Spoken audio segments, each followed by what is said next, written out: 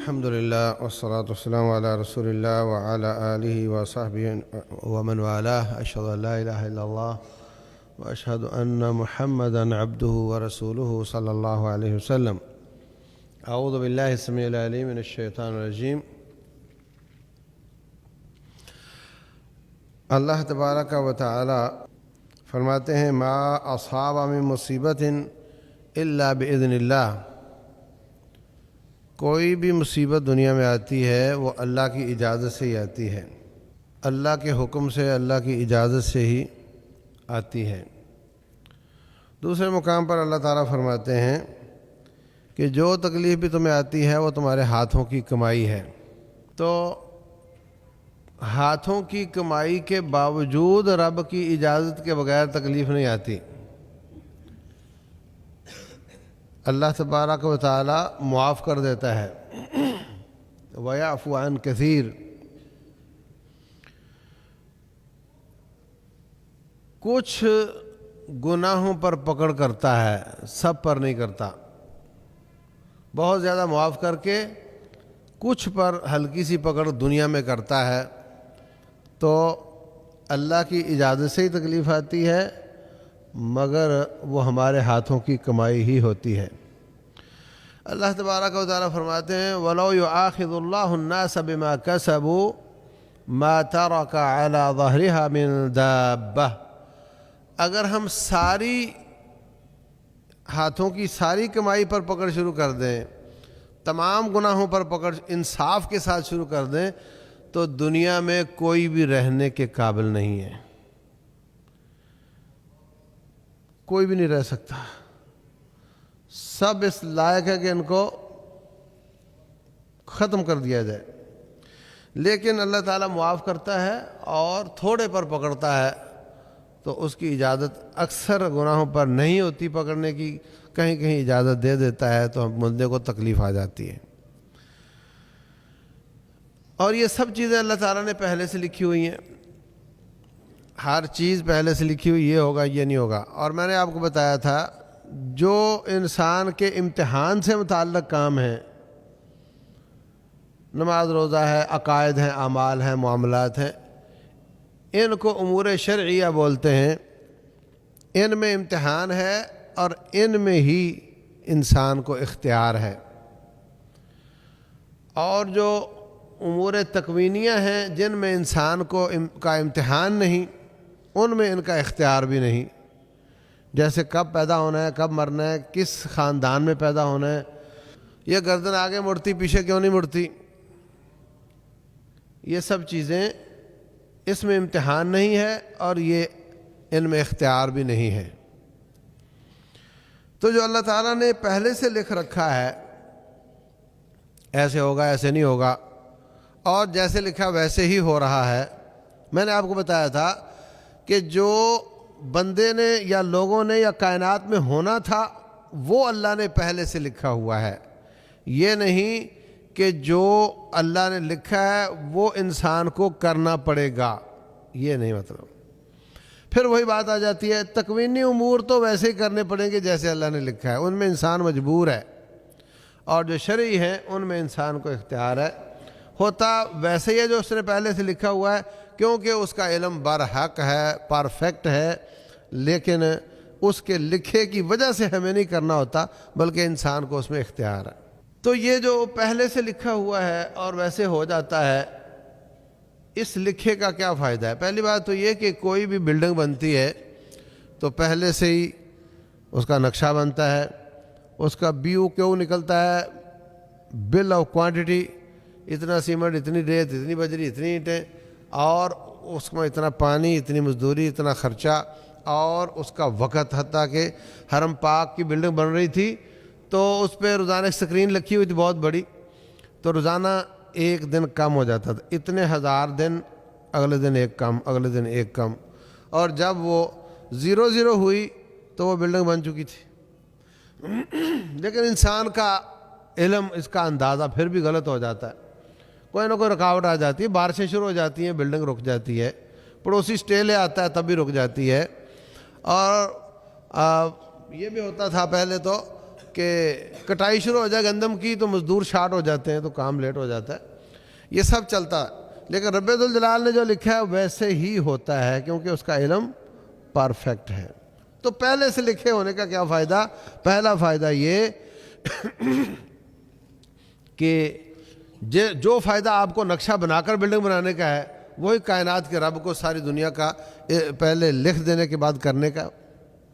آپ بلا وجہ شروع کر دو، ایسے ہی منہ اٹھاؤ اور کام شروع کر دو، نہ کوئی نقشہ ہو اور نہ کوئی پلان ہو، تو جس طرح آپ ناکام ہوں گے، جو نقصان آپ کو ہو سکتا ہے وہی فائدہ آپ کے پہلے سے نقشہ وقشہ بنانے کا فائدہ آپ کو ہے۔ تو کائنات کو بنانے سے پہلے رب نے نقشہ بنایا اور رب نے اپنا علم کے ساتھ لکھ دیا کہ اس میں کیا ہوگا۔ پہلا فائدہ تو یہ ہے۔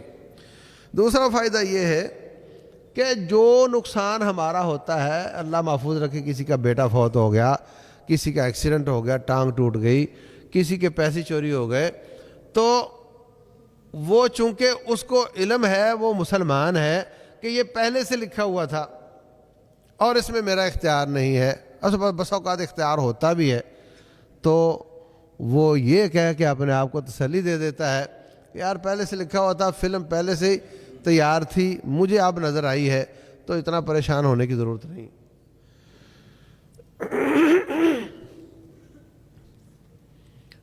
میں ایک سعودی کے ساتھ گاڑی پہ بیٹھا اور سٹینڈ سے گاڑی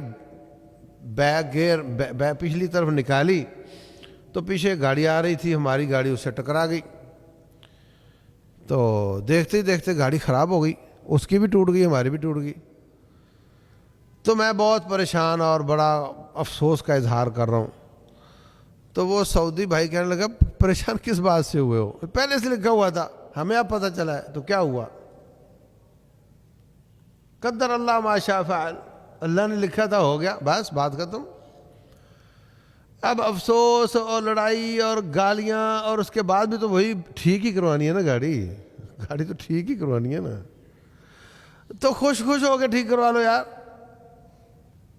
تو ہم نے وہاں دیکھا گاڑیاں لگ جاتی تھیں، دونوں ڈرائیور باہر نکلے، ایک دوسرے کو بوسہ دیا اور پھر کہا کہ سوری یار میرا قصور تھا۔ تو کہتا ٹھیک ہے، پولیس والا آتا، وہ آ کر کے کہتا 3 ڈینٹروں کے پاس چلے جاؤ، تینوں سے ریٹ لے کر آ جاؤ، وہ جو ریٹ آتا اس میں جو کم از کم ہے وہ اس کے جرمانے پہ لکھ دیا جاتا کہ اب تو نے نقصان کیا، اتنے پیسے دے اس کو، اور جس نے وہ لکھ کر دیا پھر اس پر لازم ہوتا کہ وہ ضرور وہ کام کر کے دے، اب وہ بھاگ نہیں سکتا۔ تو اس طریقے سے پیار محبت جو کہ دنیا کی سب سے قیمتی چیز ہے، مسلمان کا آپس میں پیار محبت، اس کو ضائع وہ نہیں کرتے۔ گاڑی لگ گئی، میرا قصور ہے، بات ختم ہوئی نا۔ اب گاڑی لگ گئی تو بتاؤ کیا نقصان ہوا، میں دے دیتا ہوں، یا تو وہ کہہ دیتا میرا اتنا ہوا ہے، وہ اتنا وہ ویسے ہی دے دے، تو پھر ورک شاپ جانے کی ضرورت بھی نہیں پڑتی۔ تو جو ایمان بالقدر کو مانتا ہے اور تقدیر پر ایمان رکھتا ہے، اور یہ کہ جو لکھا تھا ہو گیا، وہ پھر لڑائی جھگڑے، ہمارے ہاں ایکسیڈنٹ ہو جاتا ہے تو سب سے پہلے جو قصوروار ہوتا ہے وہ گالیاں دینا شروع کرتا ہے، اور وہ نکل کے کوشش کرے گا کہ میں اس کو ماروں بھی، اب قصور بھی میرا ہے، ماروں بھی اس کو۔ وہ بھی نکلتا ہے، وہ بھی گالیاں دیتا ہے، پھر مجمع لگتا ہے، پھر روڈ بلاک ہوتا ہے، پھر بیچ میں بچانے والے آتے ہیں، اور بعد میں پھر وہ سارا کچھ کرا کے جاتے ہیں بیچارے ورک شاپ جا کر، ٹھیک تو گاڑی وہیں ہوگی نا، یہاں تھوڑی ہوگی۔ تو ایمان بالقدر کا دوسرا فائدہ یہ ہے کہ انسان جو چیز چھوٹ گئی، جو چیز ضائع ہو گئی، جو خراب ہو گئی، وہ اس پر فخر نہیں کرتا، وہ اس پر افسوس نہیں کرتا اور پریشان نہیں ہوتا، اور نہ کسی اور کو کرتا ہے، بلکہ وہ ایک جملہ بولتا ہے اللہ نے لکھا تھا ہو گیا، انا للہ و انا الیہ راجعون۔ رسول اللہ صلی اللہ علیہ وسلم فرماتے ہیں فمن رضی فلہ الرضا، جو اللہ کی تقدیر پر خوش ہو گیا اللہ اس پر خوش ہو گیا، اور جو اللہ کی تقدیر پر ناراض ہوا اللہ اس پہ ناراض ہوا، اور ہونا پھر وہی ہے جو لکھا ہوا ہے۔ اب آپ دیکھیں نا، فائدے تو اور بھی کافی ہیں۔ اب آپ دیکھیں کہ میرا اگر ساتھی، میرا ڈرائیور، وہ پلان بنا رہا ہو، فون پہ بات کر رہا ہو، ملتان میں کسی سے، ابھی میں کل اتنے بجے آپ کو ملوں گا، شوجہ آباد والے پرسوں آپ کو ملوں گا، بہاولپور والے ترسوں شام کو آپ کو ملوں گا، اور میں سن رہا ہوں اور ہنس رہا ہوں کہ میں نے ادھر جانا ہی نہیں، یہ خام خواہ پلان بنا رہا ہے. نہ میں نے اس کو کہا کہ میں نے ادھر جانا ہے، خام خواہ بنا رہا ہے. اور اگلا دن آئے اور میں ادھر نہ جاؤں تو اس کے سارے پلان خراب ہو جائیں اور وہ چڑ چڑ کرنا شروع کر دے. اس کی چڑ چڑ بنتی ہے؟ ہاں بولو، اس کا ناراض ہونا بنتا ہے؟ تو کیا سمجھے؟ کیا اللہ نے آپ کو بتایا کہ آپ نے کل ادھر جانا ہے اور میں نے تمہیں مہلت دینی ہے اور تم نے یہ کرنا ہے، تم نے وہ کرنا ہے، تمہاری اگلے مہینے کی ڈائری بھری ہوئی ہے، ادھر جاؤں گا اس کو ملوں گا، اور اگر اللہ تبارک و تعالیٰ ادھر نہ جانے دے تو چڑ چڑ کرنا بنتا ہے؟ ہاں ناراض ہونا بنتا ہے؟ اصل میں ہمیں اپنی اوقات یاد نہیں ہے، ہمیں اپنی اوقات یاد نہیں ہے. میرا ڈرائیور میرا غلام نہیں، اور میں رب کا غلام ہوں، اور خریدا ہوا غلام نہیں، بنایا ہوا غلام ہوں. اور ٹھیک ہے اس نے تھوڑا اختیار دے دیا آپ کو ادھر ادھر جانے کا، تو جہاں وہ رسی کھینچے اس کا حق ہے، وہ رب ہے، اس پر ناراض ہونا تو بنتا ہی نہیں ہے. اور جو ناراض ہوتا ہے وہ کر کیا لے گا؟ کچھ بھی نہیں کر سکتا.